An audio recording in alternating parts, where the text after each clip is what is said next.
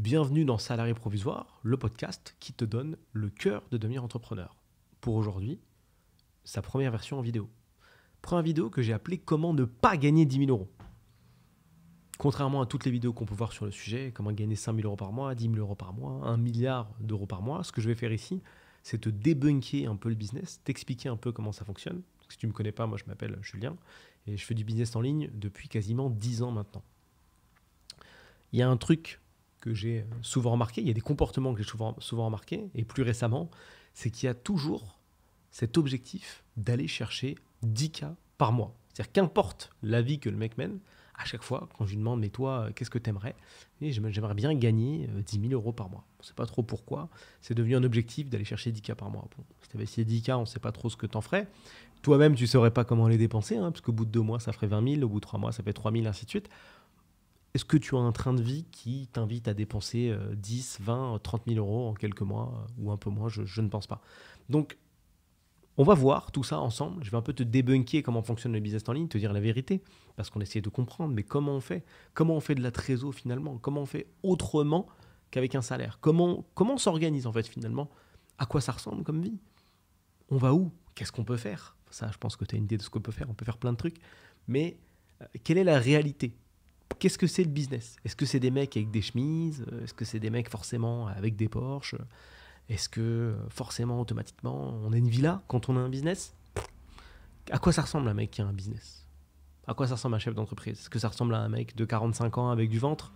50 ans, 55 ans? Est-ce que c'est un mec qui a hérité d'un business? Non.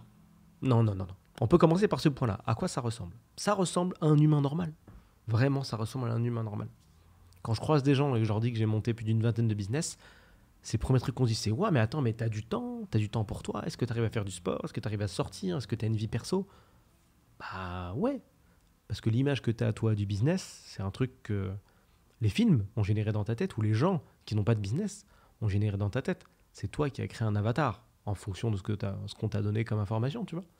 C'est comme si je te dis, pense à un maçon. Quoi ça ressemble à un maçon? T'as une image d'un maçon. Bah, si ça se trouve, ça ressemble pas du tout à ça.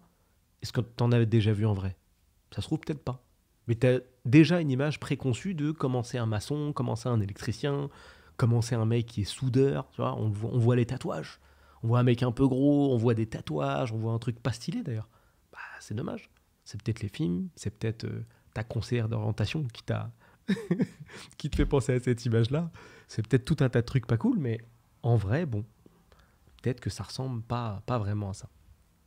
J'ai décidé de lancer des vidéos qui ne seront pas forcément timées. Je ne vais pas du tout respecter les codes, parce que les gens qui vont regarder ces vidéos-là ont envie de comprendre en fait comment exactement tout ça fonctionne.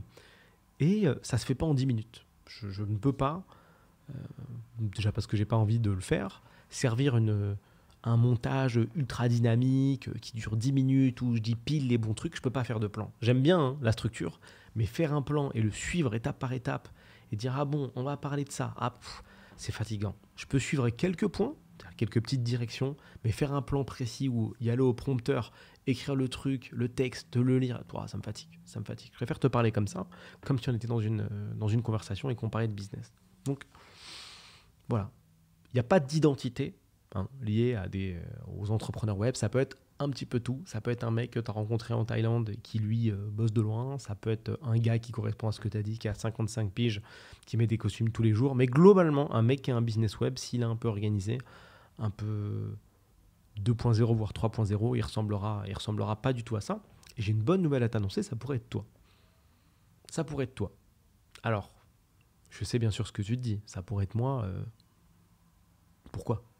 J'ai pas les compétences. J'ai jamais monté de business de ma vie. J'ai pas fait beaucoup d'études, ou je fais des études qui n'ont aucun rapport avec ça.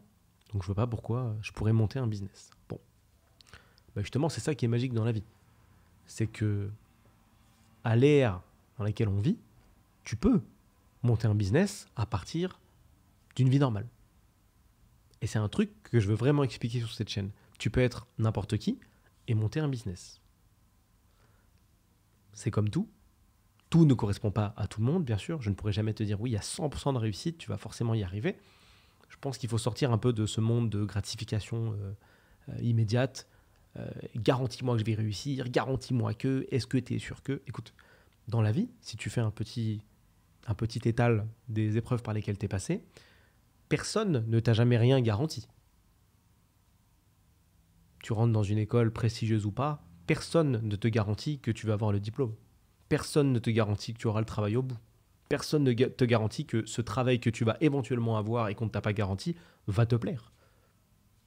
Personne ne te garantit que tu ne vas pas te prendre un coup de pare-choc en sortant de chez toi. Il n'y a pas de garantie dans la vie. Ça aussi, je vais beaucoup les partager sur cette chaîne-là. C'est les différents traits de mentalité qu'il faut accepter de faire entrer dans sa vie pour éventuellement se mettre dans la bonne position pour créer un business. Et tu vas voir que c'est beaucoup de mental. Énormément de mental. Je reviens quand même sur le sujet de cette vidéo. Comment ne pas gagner 10 000 euros par mois? Déjà, en arrêtant de viser 10 000 euros par mois. Arrête de toujours viser ces 10K, ces 10K, ces 10K. À la fois, arrête de viser ces 10K et à la fois, essaye de rêver d'un truc qui te plairait vraiment. Je m'explique. En général, quand je pose la question, on me dit souvent 10 000. Enfin, d'abord, on ne me dit pas la vraie somme. Voilà, je dis combien tu aimerais gagner par mois. Moi, ouf, allez, 300 euros de plus, 400 euros de plus. Déjà, on me répond souvent en 2 plus. Je t'ai dit, tu veux monter un business. Pourquoi tu me parles en 2 plus? Qu'est-ce que tu veux réellement? Qu'est-ce qui te plairait? Tu apprendras que les humains ne donnent pas la réponse qui leur tient à cœur. Ils commencent par donner une réponse de complaisance, un peu de substitution, comme celle-ci, 2 plus. Alors que je t'ai dit combien tu voulais gagner tout court. Donc tu pars sur un 2 plus. Et en général, quand je repose la question une seconde fois, la personne se lâche. Et là, elle va me sortir un « à moi, 10 000 ». C'est là que le 10 000 est lancé, quoi. Il est posé, on part sur un 10 000. Donc, plus 300, plus 400, 10 000. Qui ne s'appuie sur rien. Ce que je t'invite à viser, c'est une somme qui t'intéresse réellement. Ça ne veut pas dire que tu l'auras. Ça ne veut pas dire que tu l'auras tout de suite non plus. Mais au moins, tu seras dans la réalité. Et pour viser cette somme correctement, tu dois savoir combien tu sors dessous. Eh oui. Si tu ne sais pas combien tu dépenses, ça va être compliqué de te dire, à partir de cette somme-là, je suis confort. Il faut que tu comptes ton loyer, tes factures, les autres frais obligatoires que tu as mensuellement, tes petites dépenses perso, ton petit kiff.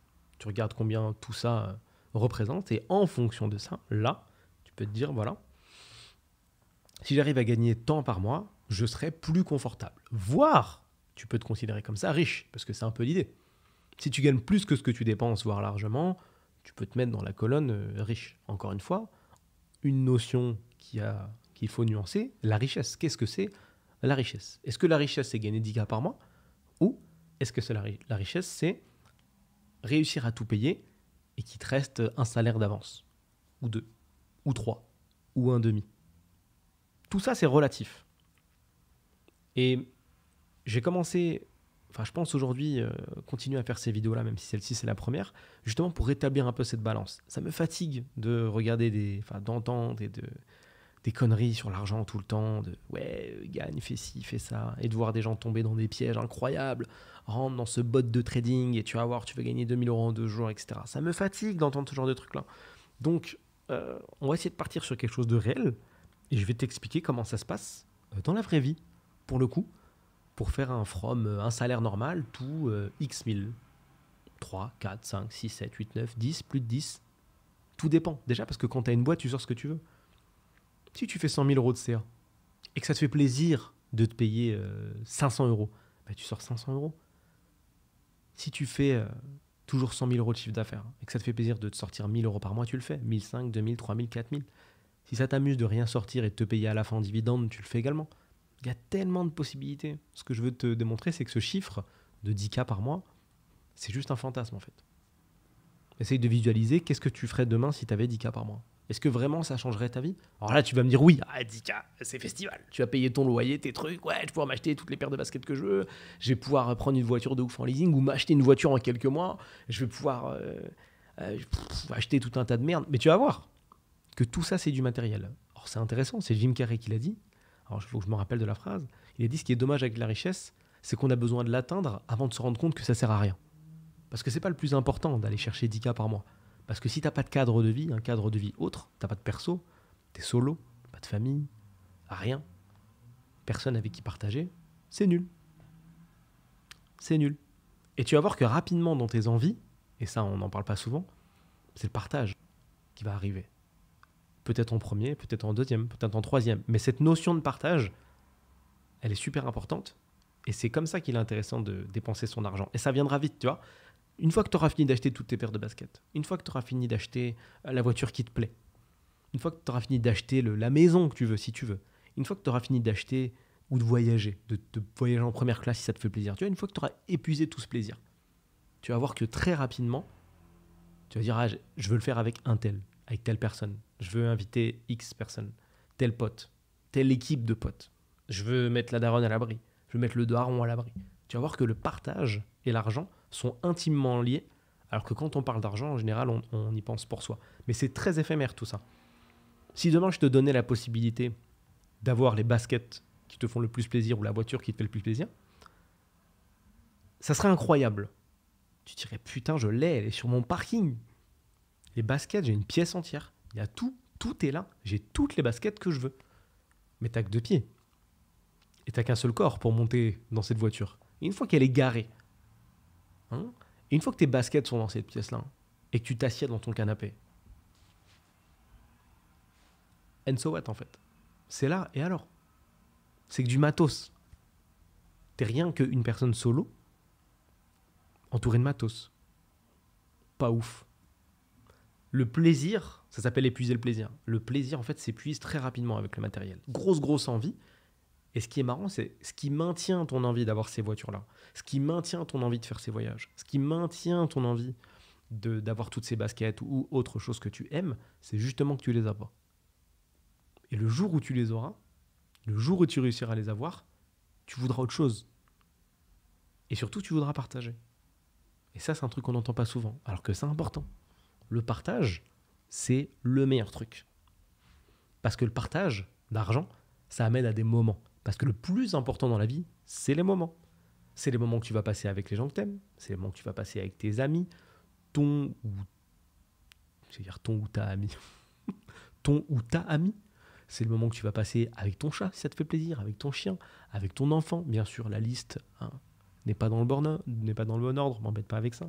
Avec tes parents, avec tout un tas de gens qui te font passer du bon temps. C'est là, c'est ça que tu vas graver. Et c'est ça qui va rester dans le temps. L'argent, ça va, ça vient. Ça va, ça vient. Et une petite rétrospective sur ta vie, ça va, ça vient.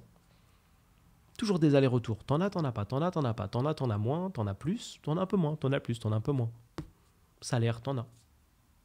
Tu payes ce que t'as payé, t'en as un peu moins. Salaire, t'en as. T'as plus de travail, t'en as plus. T'en as moins. Chômage, t'en as un peu. T'en as un peu moins. Et ainsi de suite. Ça fait des allers-retours. Une fois que tu auras accepté ce cycle déjà, tu seras beaucoup plus enclin à éventuellement, on n'y est pas encore, à te mettre dans une dynamique, elle est là la dynamique de création de business, à te mettre dans une dynamique de création de business. Pour l'instant, on est là, petit à petit, on va se décaler ici. Ce sera un peu le concept donc de cette chaîne. Je ne sais pas sur quoi, je vais parler de plein de choses en rapport avec le business. Je ne sais pas encore quoi, ça me va comme ça, ce petit format détente. J'ai pas forcément envie de faire de montage, donc je vais envoyer ça tel quel. Je sais même pas si je vais mettre une intro, et je pense pas. Ça va juste être des petits recueils comme ça, de pensées. Et puis les gens qui veulent vraiment apprendre quelque chose comprendront que c'est là qu'ils pourront tirer de la vraie info et pas des vidéos super cutées où ça fait « Salut, est-ce que tu veux gagner 10 000 par mois ? Je vais t'expliquer. Ok, alors rends-toi sur Fiverr, crée-toi un compte. Ensuite, tu vas dans la section vidéo et là, tu fais un super profil de monteur vidéo. Et là...